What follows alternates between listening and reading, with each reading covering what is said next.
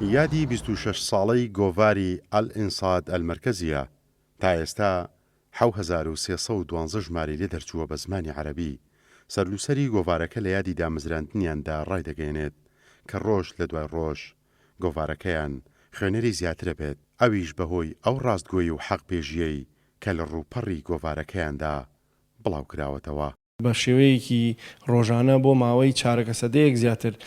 بێگومان ئەوەش ئەرکێکی ئاسان نییە کە تۆ بتانی لە ماوەی چارەکە سەدەیەکدا بەردەوام بی لە دەرچوون بەبێ ئەوەی خوێنەر لێت بتەکێتەوە یاخود ئاسی بەدواچوون بۆ کارەکەت کەم بێ. ئەمەش ئەوە دەسەلمێنی کە ئێمە توانیمانە ڕۆژ بە ڕۆژ برەوە بە کارەکانمان بدەین بەو شێوەی کە لەو ڕۆژەدا لەو دۆخەدا لەو پێشکەوتنە تەکنۆلۆژیایی کە دێتە ئاراوە ئێمە خۆمانمان لەگەڵا گونجانەوە و بە توانیمانە متمانە و مستاقیتی خۆمان بەهێزترکەین لای خوێنەر. ئەمەش وای کردووە کە ئەو کاروانی هاوپێکەوەیی لە نێوان خوێنەر و گۆڤارەکەدا بەردەوام بێت.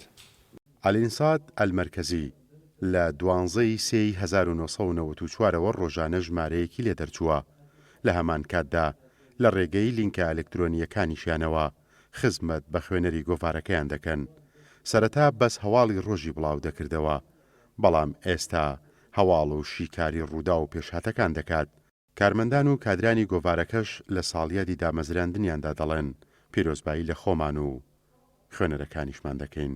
لە یادی 26 ساڵەی ئەنساد ئەلمەرکەزیە پیرۆزبایی لە خۆمان و سەرجە خوێنەرانەکەین. بم بۆنەوە هیوادارم هەموو خوێنەرێک بەردەوام بێت لە خوێندنەوەی ئەنساد ئەلمەرکەزی.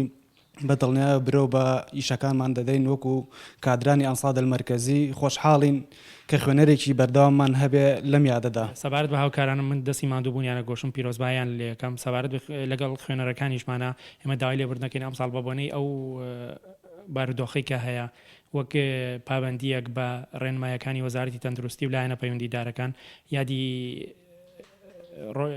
بڵاوکراوەکەمان ئیلغا کردەوە، بەڵام بەڵێنیان پێین هەر بەردەوام بین و بەرەو پێشکەوتنی زیاتر.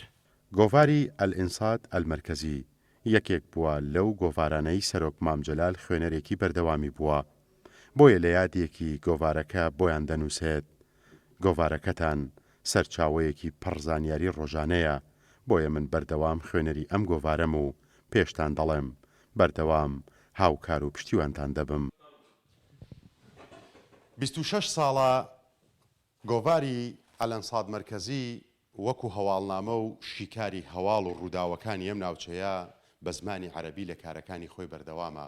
ئەمڕۆژ لە یادی 26 ساڵەی ئەم گۆڤارەیە کارمەندان و سەرنووسەری گۆڤارەکە بەڵێنەدەن کە زیاتر و زیاتر خزمەت بە بواری ڕۆژنامەوانی کوردی و میدیای یەکێتی نیشتیمانی کوردستان بکەن.